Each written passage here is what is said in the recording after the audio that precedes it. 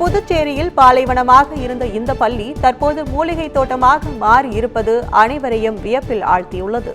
புதுச்சேரி மாநிலம் பாக்கமுடையான்பேட்டை உள்ள அரசு தொடக்கப் பள்ளியில் சுமார் 200க்கும் மேற்பட்ட மாணவ மாணவிகள் பயின்று வருகின்றனர்.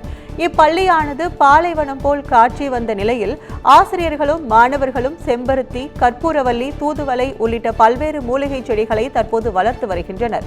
ஒவ்வொரு மாணவர்களும் மூலிகை செடிகளை வெளியிலிருந்து வாங்கி வந்து தினந்தோறும் அதற்கு நீர் ஊற்றி தனியாக பராமரித்து வருவதால் அரசு பள்ளி மூலிகை தோட்டமாகவே மாறியுள்ளது.